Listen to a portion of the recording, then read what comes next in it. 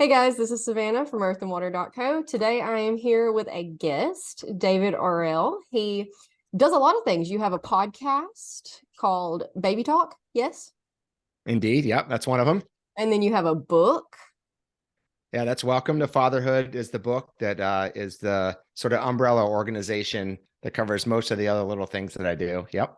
Which I love the marketing for because it's WTF, Welcome to Fatherhood. That, yeah, that there's a strong overlap between the more common usage of WTF and how I use it in the book as Welcome to Fatherhood. That's not an accident. Oh, I'm sure it's not. And I mean, it's so appropriate to parenthood just in general because yeah, WTF, dude, parenthood.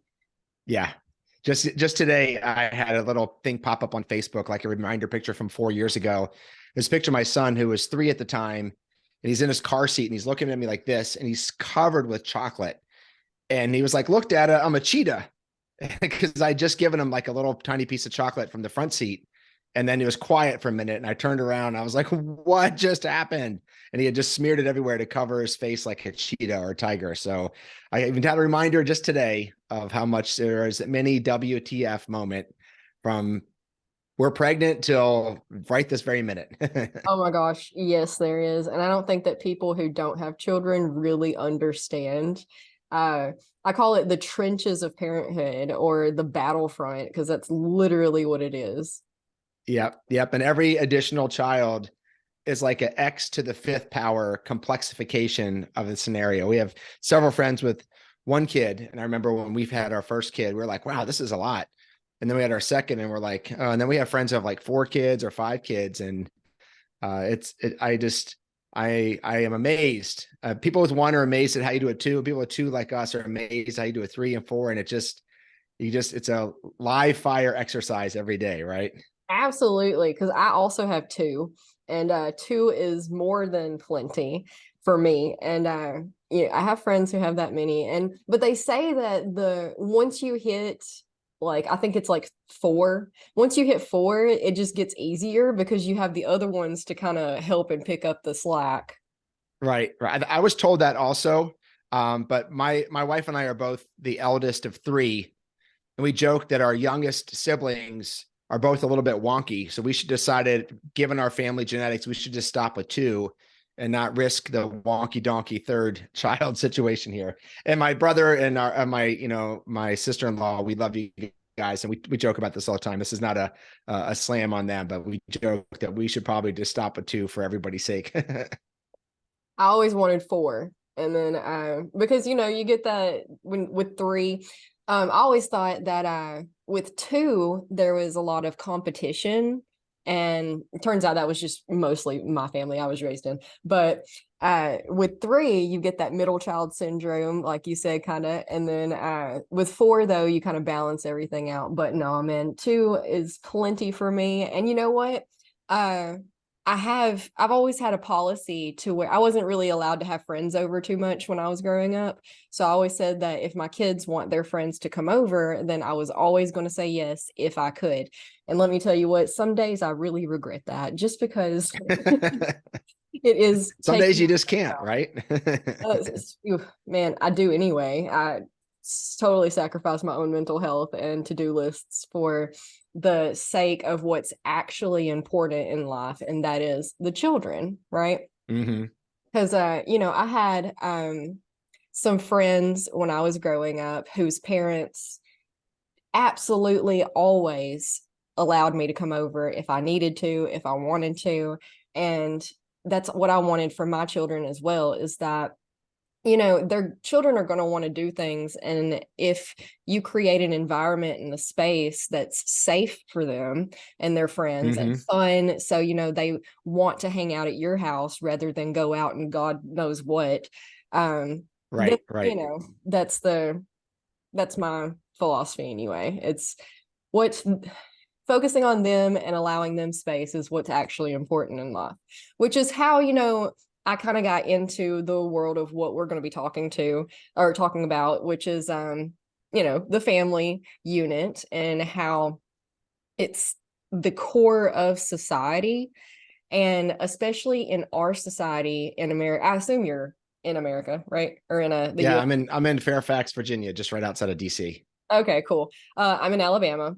So, the culture in the West, in the Western world, has kind of always been pushing the children and the parents to the side, sort of. Like, this is just from what I've read and whatnot. Obviously, I wasn't around 50 years ago or Hmm. earlier, but the general parenting methodologies back in the day was just shoo shoo go play, and we didn't really hug them or love them or listen to them. And we could say this points back to a lot of factors of why we ended up like that. Um People just generally had 12 to 20 kids until, like, my both all four of my grandparents, well, I guess I have six, all six of my grandparents were one of 10 to 18, you know. Hmm.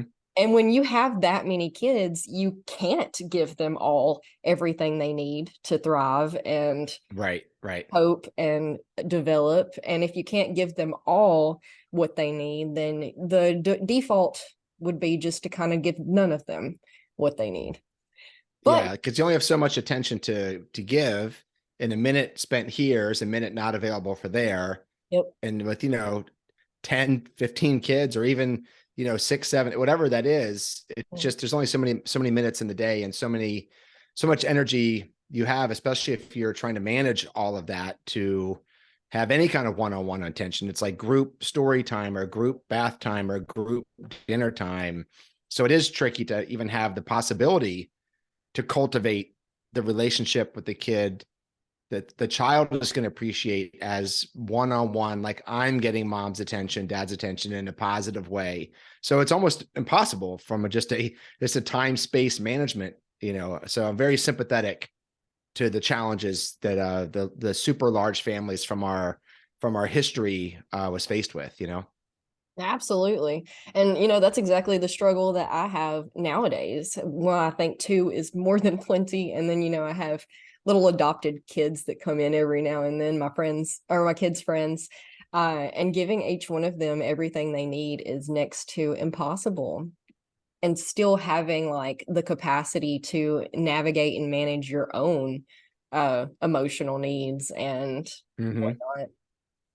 So tell us how you decided to get into all of this. So the short version is, my wife and I were intentional about, we were going to start a family. I just sold some cafes that I had owned in a previous chapter of my life, and the plan was that I was going to be the stay-home parent because she was on a new career track as a pediatric nurse practitioner in the Air Force. And so we had moved to a different town. We were in Philly. We moved to Omaha.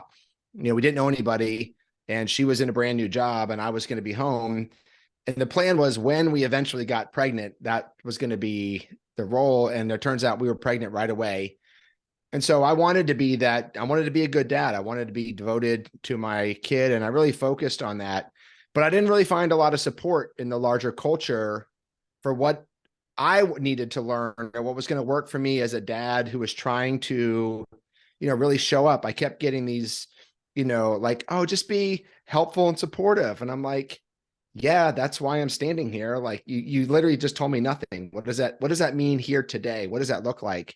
And like, oh, you just got to be there. And I'm like, I'm standing right here. Like, you're not, like, you're not landing for me. Or it would be like, oh, on week 17 of gestation, baby's growing eyelashes. I'm like, okay, I guess that's kind of cool, but like, I am going to do nothing different today based on that information. So I got a lot of like the medical stuff, which is interesting, but not helpful.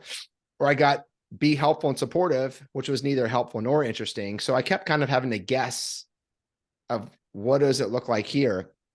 And we took some birth classes. We took 2 different birth classes in our first pregnancy. And, my wife and I were kind of like hippies. I mean, I don't really look like a hippie, but that's sort of our like mindset. We would have had a natural birth in a barn given our choices, but because she's in the Air Force, it's like, oh, that's funny. We're going to be in the hospital. Nice try. So we had a very sympathetic OB who was very willing to go with a sort of low, no intervention birth plan and very supportive of that process. And then coming back home, my wife was fortunate enough to have 3 months off of maternity leave, which is great. And I was home. So we kind of had like a lot of things going for us, and we still struggled so much. Like I got no helpful advice from the culture or even some friends and family about how to be a supportive partner, like for real, rather than just this pithy idea of be helpful and supportive, or how to be, what does it mean to be a good dad? What does it mean to be a good partner? So, and there's not a lot of easy examples to look at in the culture. It's like, well, I don't want to be like some, Homer Simpson. I don't want to be like Clint Eastwood in some old Western. Like, what does it mean to be a healthy masculine? What does it mean to be a great dad? Where are we seeing masculinity talked about in the culture in a positive way, rather than just the word toxic in front of it everywhere you look? Like, what am I supposed to model my behavior after? My poor dad, when I was born, and again, this is a few years ago, he was only allowed to hold me for a half hour a day per 24 hours under strict nurse supervision. And even this, I was in the NICU for a couple of days. My mom had to get some extra emergency care. So they would like bring me in and like plug me on and let me nurse for a little bit. Then they would stuff me back in the incubator. And my mom was like half unconscious. And my dad's allowed to hold me for a half hour. It's like, we're better now than we were then. But like he was not able to provide like, oh, when you were born, I did all these things. So my book and all my work essentially is like, what the WTF is this? I don't know if I can curse on your show, Savannah, so I won't, yeah, unless you you, absolutely can. so I was like, what the fuck is this? Like, this isn't helpful. Like, I'm trying to be a good dad. So I get a lot of guessing wrong, a lot of being frustrated. And it's, it's kind of like showing up for a new job and like, here's all your stuff. And you start doing it. And they're like, no, that's not right. You did it wrong. Oh, that's not right. You have to go sit in timeout. I'm like, can somebody show me what to do? I'm like, no, you have to figure it out. That's the fun part. And I'm like, this is bullshit. So anyway, I had a long list of notes and I started putting all that together, and eventually I had the Welcome to Fatherhood workshop. And now that's my book. And in the book, just real quick, there's like 13 big ideas. Like, guys, understand things this way, not this other way, and you will have an easier time. And then there's 29 dad tips, which are very specific. Like, dude, hire a doula. That's dad tip number 7. That's the one I'm like 100% on. No ifs, ands, or buts. Dad tip number 6 is take a birth class. All you dads out there listening. So these are like, do this. And then I have 5 scary moments, which are like, scary moment number 1 is that first 12 weeks and the miscarriage idea. So I'm like, look, you have to understand what's happening here. Do not say, that's okay, we'll try again next month. Like, this is a big deal, and you should handle it with care, compassion, awareness. And there's 4 other ones. So I'm not going to bog us down on the content, but that's what came out of my experience and talking with other dads and moms and doulas and midwives, and just sort of collecting all this information and putting it into 200 pages of like straight facts, funny anecdotes, and all the places I screwed up along the way. I absolutely love that. I love everything about that. I was a doula for a couple of years. I probably never actually would have went into it had it's so much. I got into this world when I became a parent myself. And well, even before I became a parent, because I would also put us on the hippie side of things. And so, I wanted to know what was going on and what was what. And we actually miscarried our first at 15 weeks, which was an extra shock because, you think that once you hit that 12 weeks mark that you're in the clear, and then, you start relaxing a little bit. And yeah, so there was that. And then, so just from my own experiences of that, and then we had to go to the hospital, and I was in the hospital for 3 days and ended up having to have surgery, and the interacting with the staff was a complete and utter shock, because here I was experiencing what was up until that moment in my life the worst moment of my life, and the attitudes of the staff was so like nonchalant. So like a couple of them rolled their eyes at me and things. That's Just terrible. just rude, just absolutely rude. We told them, well, I won't get into all that. But then moving on, we got pregnant with my son. And that whole experience was just your basic default conveyor belt type. Yep. Yeah. Yeah. Yeah, So the cultural conveyor belt, we call it. You just kind of get on and you do the things, and 9 months later, you keep doing the things, and a baby pops out, and they're like, "Good luck." Like, what? Wait, what do you mean it just dumped me off at the end? Like, why doesn't this conveyor belt keep going? Where's my help now? yeah, no, it's terrible. Nobody, and the sensitive nature of birth makes, again, Western people kind of shy away. We get all like uptight because we were founded by Puritans, and that means that we're all like just kind of uptight. We don't want to talk about bodily functions or emotions and the wide variety of emotions that comes with becoming a parent, because it Mm-hmm. is the most transformational period of anyone's life. And then I had my daughter, which I had to promise everybody I would not birth in the garden, um, because I was terrified of the system. Most likely, if not, maybe, but I'll try not to. Right? That's exactly how it was. I made no promises. I stayed with the doctor I hated. I fought her every Mm, step of the way. Well, sorry, no, she fought me every step. there we go. Oh, And that's tough. yeah, the fear tactics, she straight told me that if I had a French fry during labor, I would aspirate and die. Right? Like, come on, come on. Um, she told me, she said the sugar test that they do where you have to drink the stuff and Oh, right. right. Well, I've had sugar issues my whole life. So I've had to be very careful my whole life with how much sugar I intake, because Mm-hmm. it causes problems with me anyway. I used to pass out all the time because of sugar issues. So if you give somebody who already has sugar issues a ton of sugar and then wait to see if anything bad happens, well, chances are something bad's going to happen. Yeah. Ding, ding, ding. What a concept, right? So, and then she told me, I was going over my birth plan with her, and she told me, she was like, well, it sounds like you just want me to stand in the corner and twiddle my fingers. I was like, yeah, yeah, that's Yeah. exactly what I want you to do. Good. You got it. Oh, but yeah, no, I ended up staying with her through the whole pregnancy, even though we did not jive at all, just because she was the closest doctor at closest hospital, so that Mm, I could stay at home for as long as I could. And right.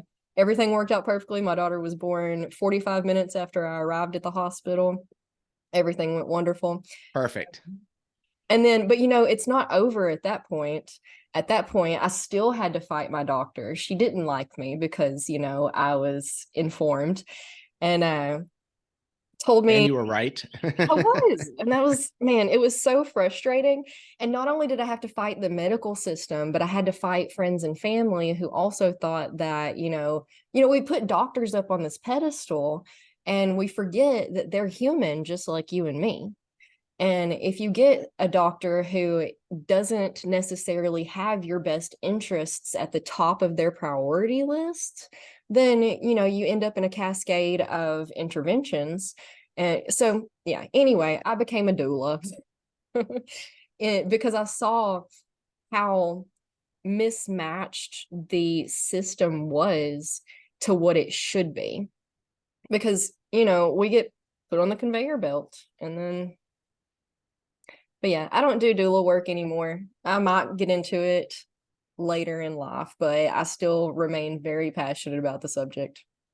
Right, right. That's good. I'm glad, I'm sad you had to go through those experiences, but I'm glad that you took them and you transmuted them into compassion and awareness and bringing, birth work into your larger things that you do. So I'm glad you're able to make a win out of it. And again, kind of like my experiences, go through a lot of frustration but be able to come out the other side with like, let me try to make things easier for the people coming up behind me. So definitely see a lot of overlap there too. Yes, that's the goal, right? Noticing what we are having to navigate in our culture, society, and then turning that into what can we do now to help the people coming in behind us. Yeah, that's absolutely the point. So what are your best tips? So let's Obviously, see. I think that, well, there's a lot. So one of the main backbone of the book, and this would be speaking to the guys out there, yeah. is what I call the dude zone to dad zone journey. And do you want like the 3 minute, the 5 minute? Because I could spend a while on this, and I don't want to take up too much time here. No, this is your episode. I'm here to All right. facilitate. You take up all of it if you want. All right. So this is the main deal, guys. Everybody out there, pay attention. So the dude zone, as I describe it, is if you take your partner and your job and you kind of put those off to the side for a minute, what are all the other things that make you you? I have it in 3 categories. What are your social things? Like, who are your buddies and what do you do to connect with them? What are your kind of core activities? Like, what have you been doing forever? And it's just like, if you got fired and your partner left you, you would still be doing these same things because this is part of who you are. And then what's your self-care? Like, how do you recharge your batteries? Do you like to read quietly in a corner? Do you like to go dancing? Like, what is the thing that you do that you really feel connected to yourself? And when you like stop doing that, you're like, all right, like I feel grounded in who I am. So I say, what are these things? And write a list on them. Because as you go into the dad zone, what's going to happen is your family responsibilities are going to continue to increase every day of that pregnancy. You're going to be doing more things with and for your partner. You'll be doing more things to get ready for baby. You'll be doing more things to maybe change some things in your life around, like really try to get that promotion now to kind of improve your financial situation. But you're going to be pushing more time, effort, energy, and money into family side, which is necessarily going to come at the expense of those dude zone activities. So where so many guys get caught up is they keep thinking this is just, I'm going to bounce back. I'm going to do this for now. Then I'm going to go back to all the things. I'm going to go fishing all the time again. I'm going to go golfing all the time again. I'm going to do all these things. So every time like, oh, honey, do you want to go to the baby store and fill out the registry? They're like, okay. But in their head, but next Saturday I'm going fishing.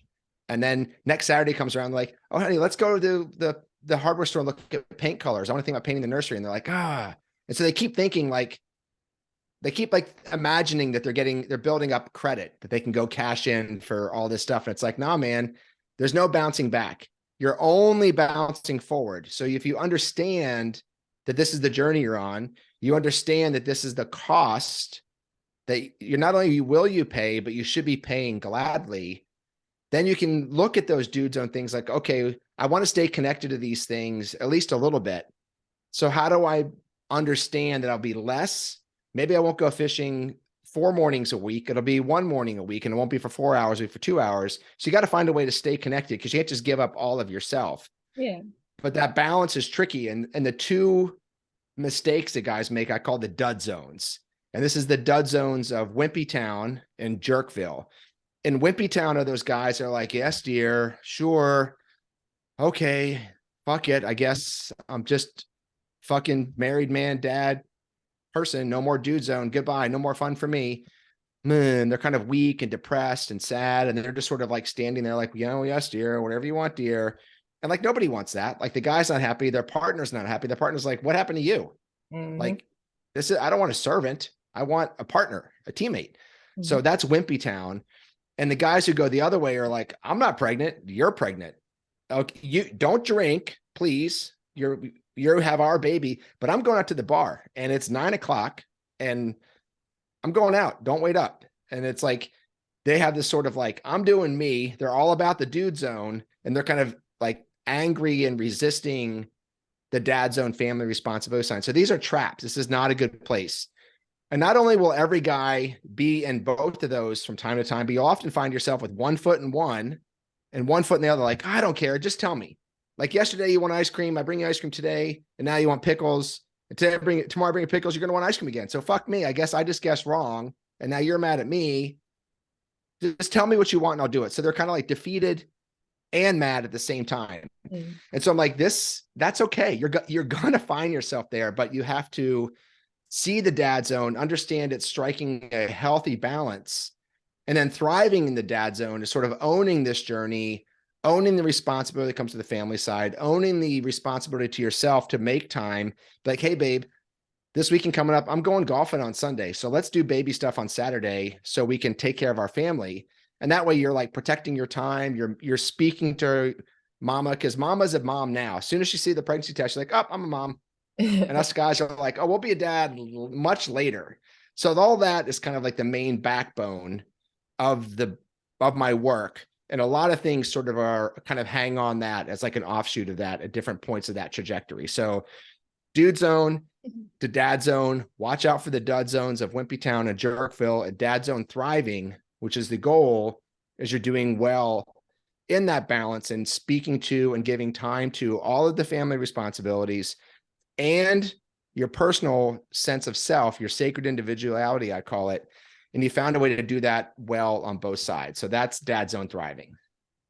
I love every bit about that. Every bit of that. The communication, the realness of it. I mean, obviously I'm not a dad, but I am blessed and lucky enough to have a partner who I recognized all of those pieces in. He's wonderful, but it took him a minute to get there, right? Because like you said earlier, there's not a lot of role models or examples for what healthy, sacred masculinity should be and can be. Mm-hmm. And so it's a learning curve, just like it is with anything else.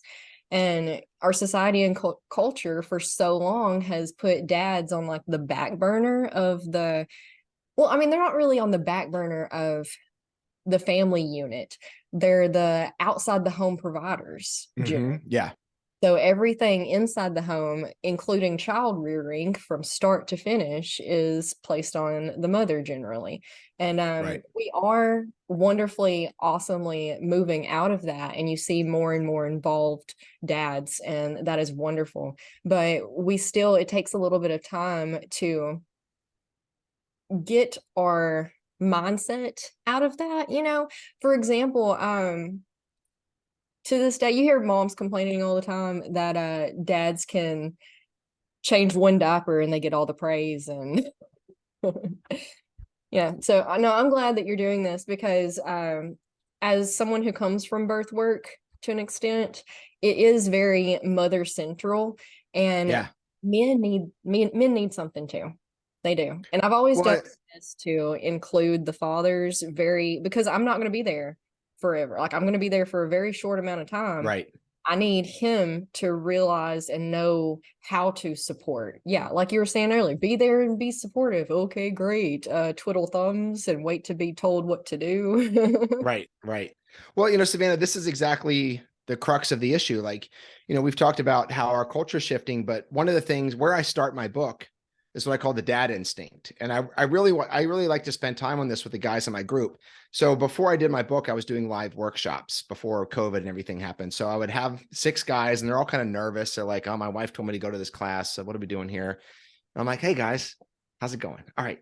So when you're thinking about having a baby, what are you most excited about? What are you really looking forward to? And I would be chuckling to myself because I know these answers. Oh, I can't wait to teach my kid how to ride a bike. I can't wait to take them fishing. I can't wait to teach my little girl softball. I know we're having a girl, and my sister was a softball player, and it's in our family. And I'm like, no, okay. And I'm like, how old are your babies? And all these pictures in your head, and they're all like, oh, like 3. I'm like, yeah, you got 1,000 days and nights between you're a dad and when any of that shit's happening.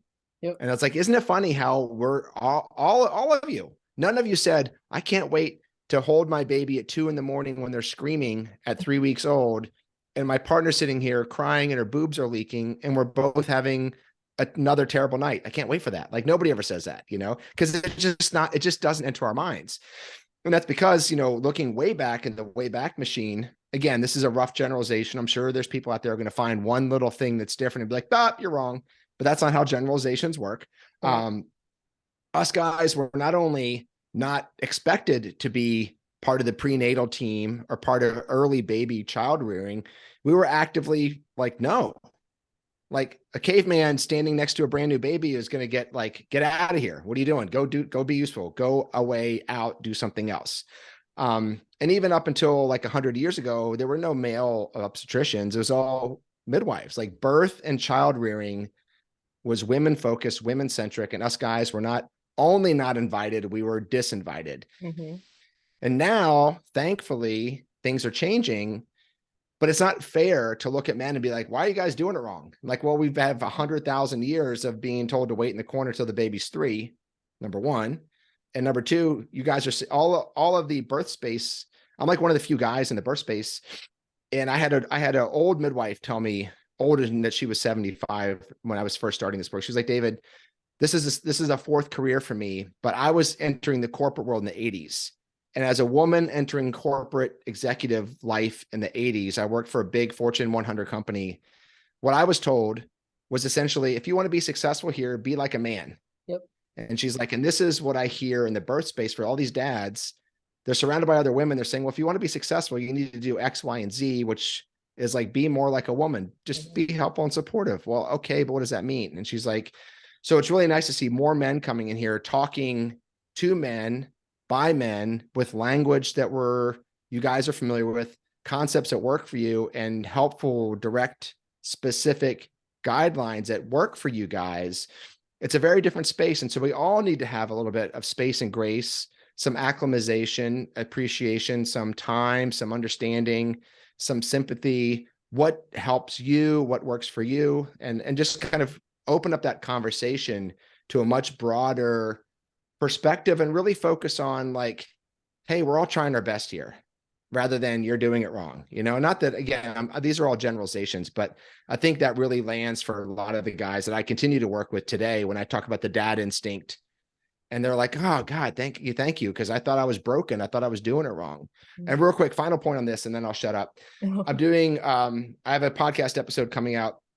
We're talking about biological differences in new moms and new dads. And I just discovered that we all know that new moms, when that oxytocin is flowing, that helps the breast milk come down. It helps the milk, what's the word? Not drop or release, but like come in, when it helps the milk come in. And when they're nursing baby, that oxytocin is that love hormone, that connection, that bonding. And I would see this with my wife all the time. Like, she's nursing our son and our firstborn, and she's sitting there and she's all blissed out and he's all blissed out. And I'm like, oh, good, that's cool. But it turns out that us guys, we have the same oxytocin loops, but they're activated by play. So when we're playing with baby, we're like, oh, this feels great. I'm feeling the chemicals of love coming out through this interactive play. Where a lot of guys in my group, they're like, David, I can't just sit there and hold the baby. It's like boring, frankly. Like, what's going to happen now? But my wife's always like, why don't you ever hold the baby? I mean, I love holding a baby. Don't you like our baby? He's like, so I feel guilty. I mean, I do, but like, not for more than like a few minutes, and I say, look, hold him anyway, but then I'm like, just to help you understand, like, this is why your partner's like, why is he playing with the baby so much? Why is he throwing the baby in there? Why is he always like wrestling with the baby? This is how we're built differently.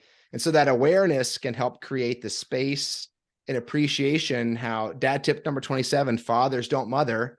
This is one of those spaces like, oh, he's going to have his relationship with baby that's going to look different than mine. It's going to feel different than mine. And that's good. And I want to encourage that. Just like I tell the guys, encourage your partner to breastfeed, encourage your partner to hold baby. I tell them to get the baby wearing devices. I'm like, wear your baby as often as you can. That way you can still do stuff and make a sandwich and cut the grass and go do all the things you want to do. And you're right there with your baby. You're bonding with your baby. You're connecting with your baby. So you don't just have to sit on the couch and after 10 minutes be like, can I do anything else? Because this is boring, So the oxytocin loop, I think, is the final point I want to make on that. This isn't just me making up shit over here. There's actual science and biology behind a lot of the things we see and recognize in the culture. I love that you pointed that out, because I didn't know that. I knew what caused us women to release oxytocin and bond and whatnot, but yeah, people don't talk about it with the dads. So, but since you mention it though, my kids figured out from a very early age that mom, grandmother, aunt, we were for cuddling and food and love, and dad, uncle, grandfather was fun. So, you know, if you want to play, then that's who you need to go Right. talk to. But if you want to sit and Right. chill and cuddle, then we're who you hang out with. Right, right. And you know, I honestly I loved holding my kids. Like as the person who's home with them all the time, you know, I was always holding my baby. We did a lot of things like co-sleeping or shift sleeping where one of us was always within arm's reach of baby. And I loved when he would like kind of snort and I would just put my hand on his chest, or with my daughter, she would wake up and kind of have a little fit. I'd be like, oh, I'm here, you know. So I love that. And I love playing a lot more. Like even my dog, who's a 3-year-old chocolate lab, just last week discovered he knew how to fetch and liked it. And now I like my dog better because we can play together rather than him just sort of laying on top of me. I'm like, oh, this is funny. Like I had learned that a couple weeks ago. I'm like, oh, I can see it happening right now. We're playing. So I'm feeling more connected to my dog in the same way as with my babies when, you know, I'm like holding their little fingers and making them move around. So anything that feels like play, I always encourage my new dads, like do something that feels like play, even if you're just pulling on, you know, they're holding your thumb and you just make a little game out of it. That's going to help trigger that chemical response. It's going to help you bond better with your baby and vice versa. That's awesome. That's a very valuable tidbit of information. Thank you for sharing for that. I Sure, sure. didn't, I was a birth doula, so I didn't participate a whole lot in the after, you know, Mm-hmm. baby was here. I usually came and hung out and did, you know, postpartum doula work is caring for the mother, caring for the household, caring for the baby so that the mother can care for herself, you know, that kind of stuff. Mm-hmm. There wasn't Yeah. a whole lot of teaching the dad at all. Dad most of the time wasn't even there when I Right, right. postpartum work. Um, I did try to include dad in the prenatal care and stuff, but a lot of times they didn't even come to the meetings either. Well, it's so hard because us guys are like, baby, I mean, baby's not gonna be here for 3 months. Like, what am I'm not pregnant. Like I can sit there, but like, again, like that just doesn't feel like I'm doing anything. And if you're working, it's like, hey boss, can I take 3 hours off to go sit by my wife's side and hold her hand, I guess? And the boss like, no, you got shit to do. I mean, Yeah. you want to take it, you want to take a sick day? Then take use up your PTO now, or do you want to save it till after baby gets here? And like, well, I guess, yeah. So catching dads on the front side is almost impossible, me Yeah. included, for the record. Oh, sure, for sure. No, my husband, it was about 2 years from the moment we decided to start trying to have children to we lost Mm-hmm. our first one. We got pregnant with our second, and whom we have now, healthy boy, he's good. Um, by the time he was born, it was about 2 years, right, from us Mm-hmm. deciding to him being born. And it's like my husband was shocked. He was like, "Wait, what?" Yeah. I told Oh, him I'm a so dad now. It's like somebody made a waved a magic wand, you know? I told him so many times, I was like, you had 2 years to prepare for this, and now you are acting like it just came out of nowhere and caught you off guard. Right, right. But I What's always, funny? Go ahead, Sam. Sorry, go oh ahead. no, go ahead. No, so at the end of each chapter of my book, I have it broken down to first trimester, second trimester, third trimester, labor and delivery, which is its own big chapter, and then the fourth trimester. But at the end of each chapter, I have a summary for dads, but then I have a summary for moms. I'm like, hey guys, have your partner read this book. So A, she doesn't think I'm over here telling you a bunch of nonsense. But B, in the summary, I'm like, look, he just doesn't get it.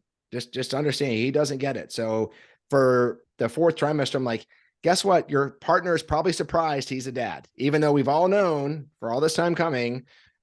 So I speak directly to moms to these things. I'm always like, if you want to do something, be specific, because otherwise don't make him guess, because he's going to guess wrong and then you're both pissed off. So honey, can you please go do this one thing exactly this way? And he'll be like, yeah, sure.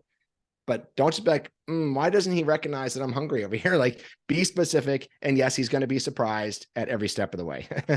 Absolutely. Yeah, he was totally surprised. The biggest thing that I focused on with dads as a doula was trying to get them. I gave them the role of the protector. Okay. Mm-hmm. His job was protection, especially because the system is the system. And you really have to have somebody who, you know, the mom, when she's going through labor and delivery, isn't in her right mind, really. Like, Right. Exactly. she's totally blitzed out with the pain and the mechanisms and this thing that is happening to her. She can't make decisions. Okay, it's up to the partner. Somebody else in the room needs to know, needs to be educated on what she wants, what is normal, what is not normal, what is you know, some of the tactics that the system may use on her. You know, there's, we can get into the cascade of interventions. You know, you go in and you get induced for no other reason than we're tired of being pregnant, which is everybody's choice. You know, I am pro choice to the extent, like, whatever birth you want. Our goal is to get you through it untraumatized. That is the only Right. goal. Right. And uh, empowered to make those choices. Yeah, Absolutely. I'm also, I want all my clients to make the choices that work best for them, but I Mhm. also want them to be informed about what the options are, pros and cons, Exactly. percentage, like, you know, be make your choice, but don't do it uninformed, because Right. then you're just taking a shortcut there, you know. But go ahead, sorry. No, you're exactly right. That's what it is. It's understanding that if you want to go in and get induced for no medical reason other than you're tired of being pregnant, that it is your right to do so. And I support your right to do that.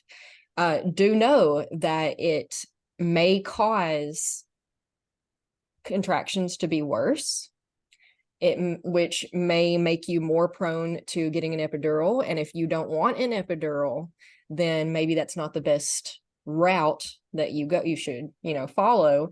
um Right. Epidurals oftentimes they stop the pain, which sounds great on the surface, but the pain is what releases the chemicals that push labor forward. So if you stop the contraction, you stop the pain, a lot of times labor stalls out. And then Hmm. they give you Pitocin to kickstart labor more, right? To push those contractions further. Oftentimes that may be problematic and cause the baby to go into distress. Baby goes into distress, they're not coping well. Oh gosh, now it's a life or death situation. We're rushing you off to an emergency C-section. Um, Right. so uh partner dad's role when I was coaching people through birth stuff was, you're the protector. It's your job to be educated in not only the mechanisms and how everything works, but what she wants specifically, so that when nurses and doctors come in here and they start, because they're good at it, they're good at like convincing you to make decisions that you knew. You spent 9 months going through this and knowing the pros and cons, and you made a decision early on based on the evidence that you did not want your water broken. Right.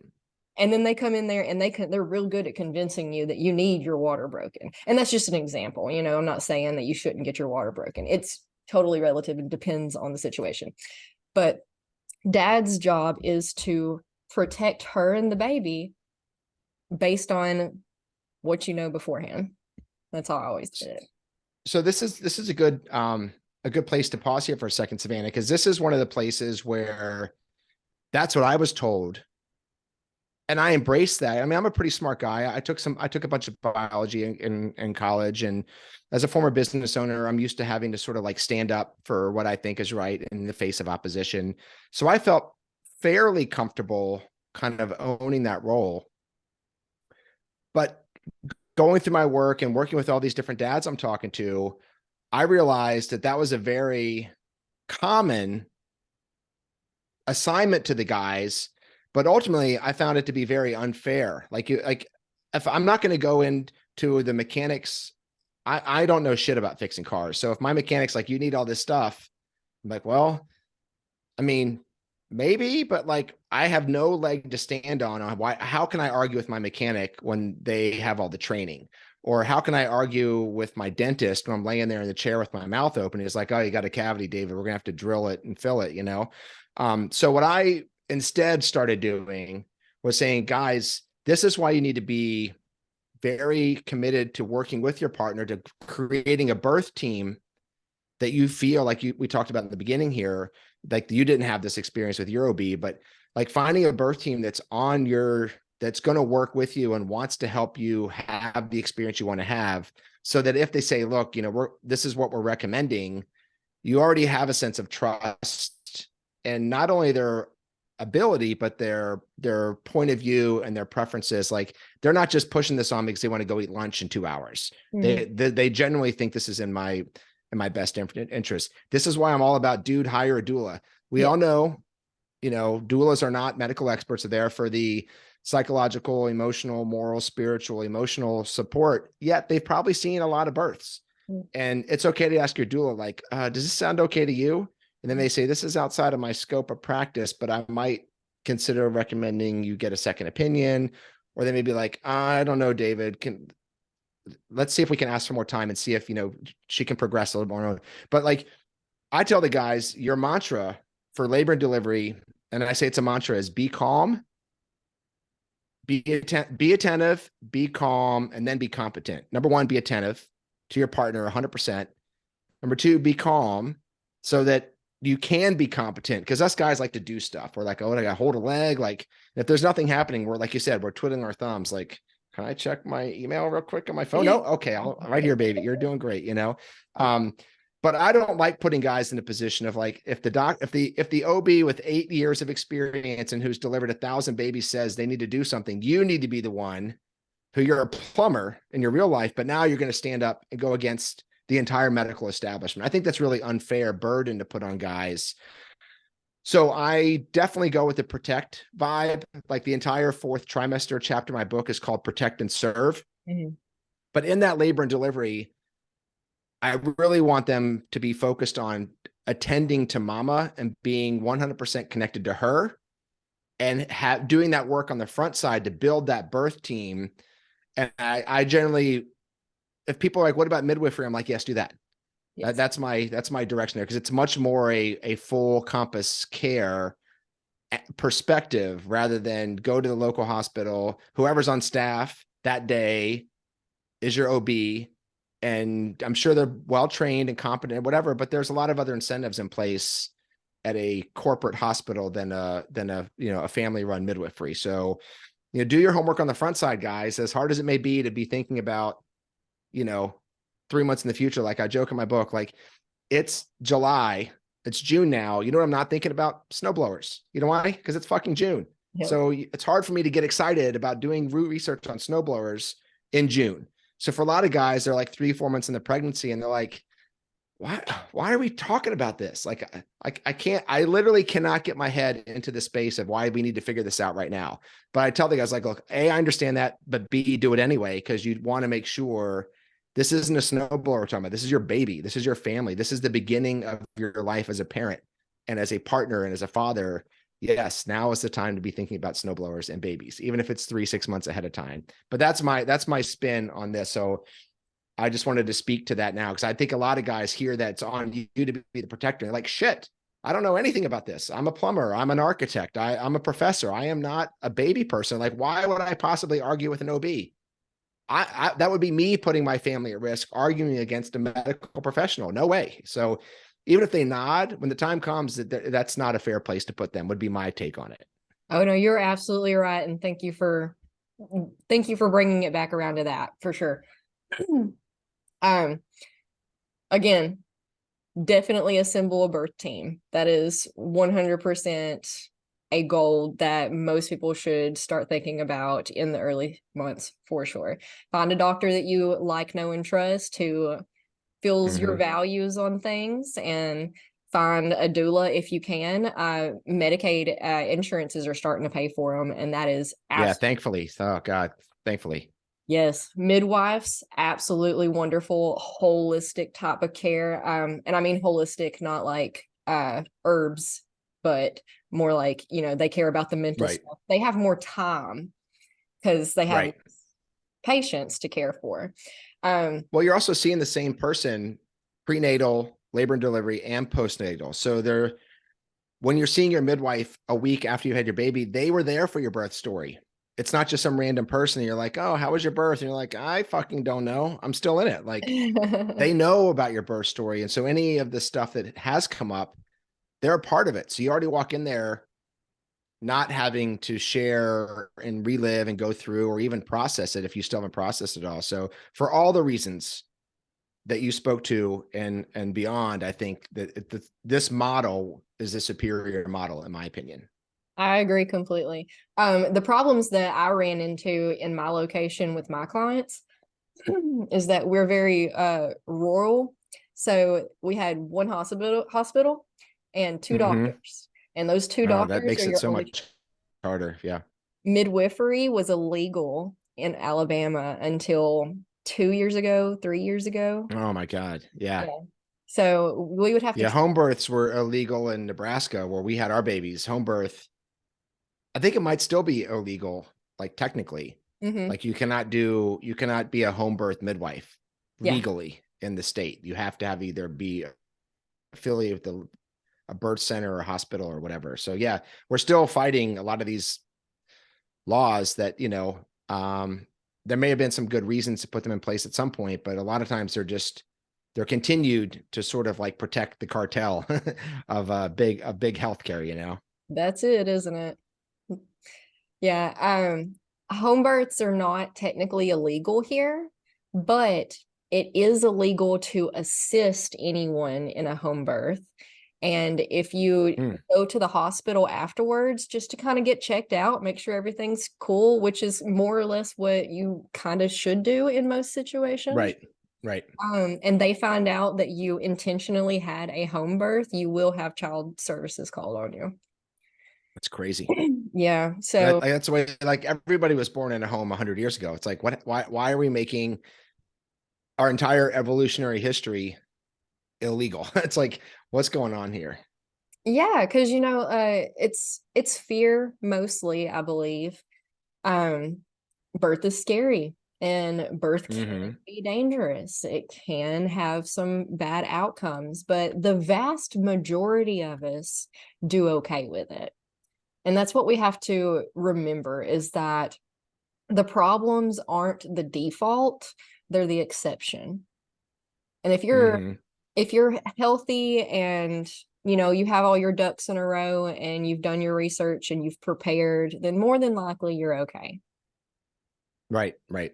And to your point, infant and maternal mortality used to be terrible Mm.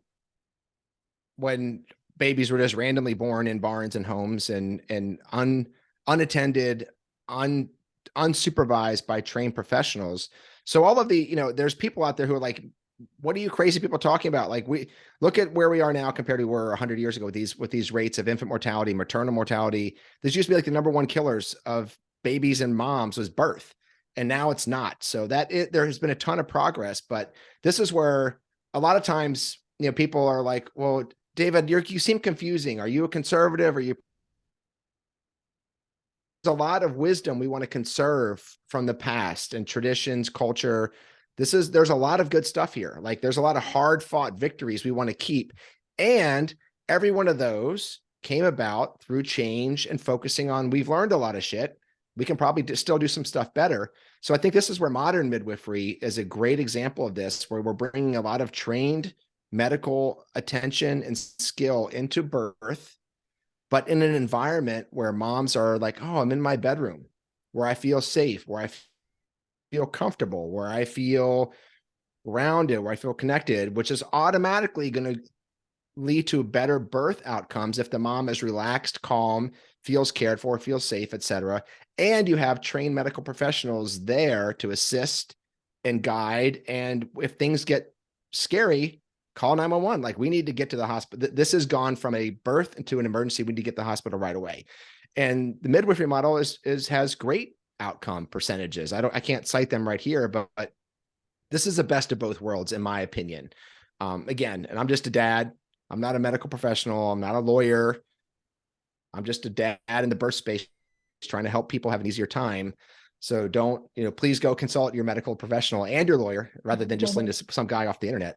But that's my understanding of things. So that's where I feel we have an ability conserve the best of our past and our tradition and our culture and our history, and make progress and bring some of the newest, most helpful teachings and technologies in together to really help us move forward in a way that is balanced, you know? I agree completely. And midwifery is really closing the gaps that are there in between the tragic past and the also can still be tragic present, because, Right, right.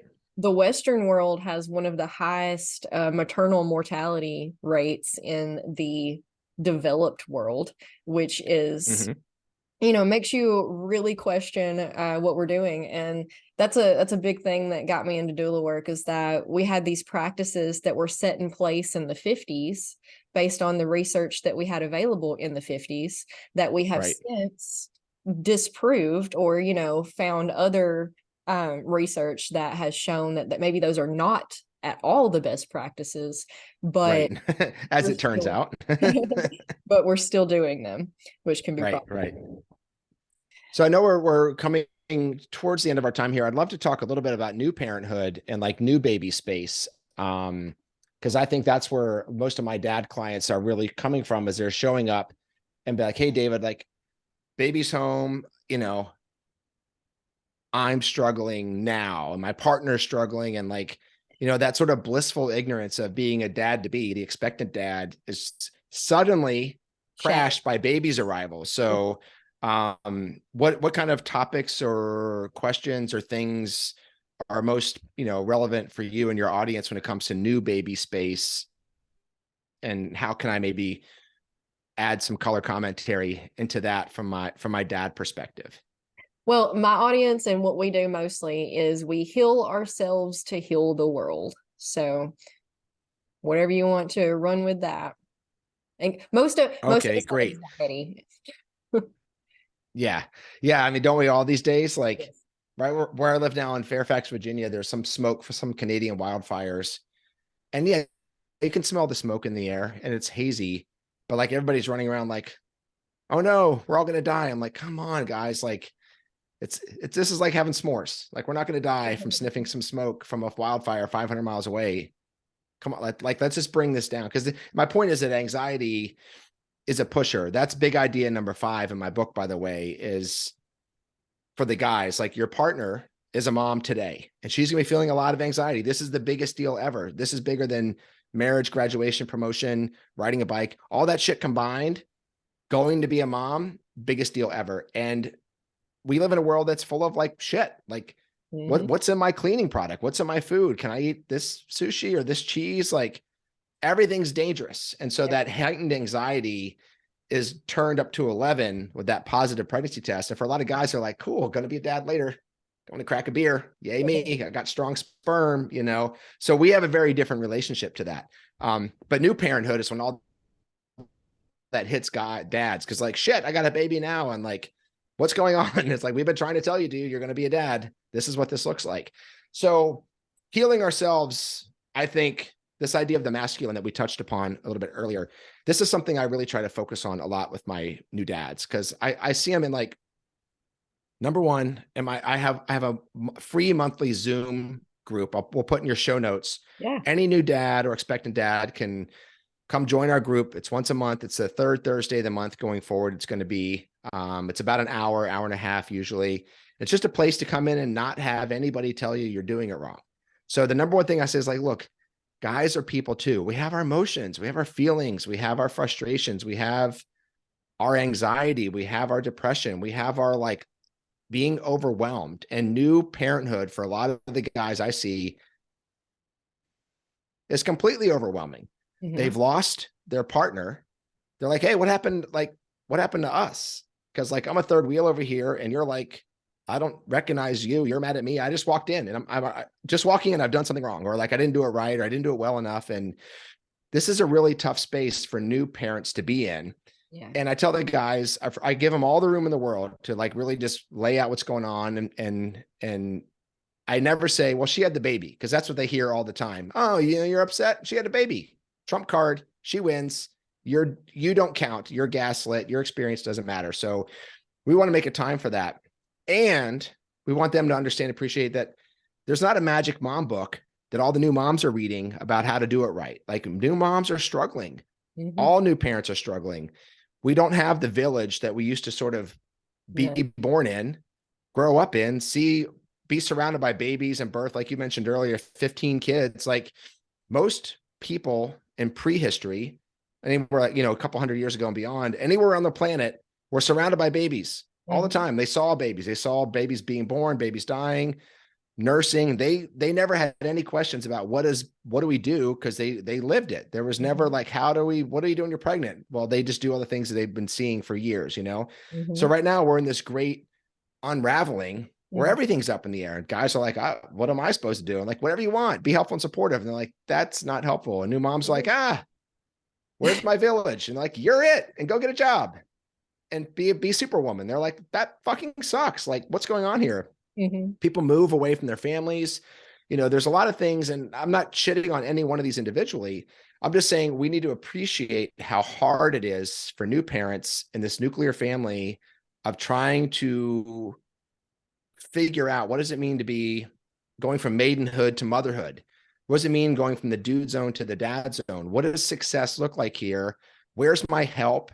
How am I supposed to do this? If I'm frustrated, underfed, underslept, I'm sleep deprived, and my partner is, and now we're in a heated fight about which way the forks are supposed to be in the drying rack. Like, what the fuck?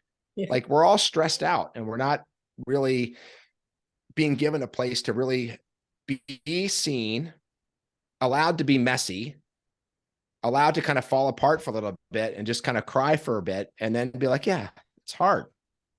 And then not immediately be deluged with a bunch of, well, do all these things different, it'll be better. It's like, no, just it's just hard.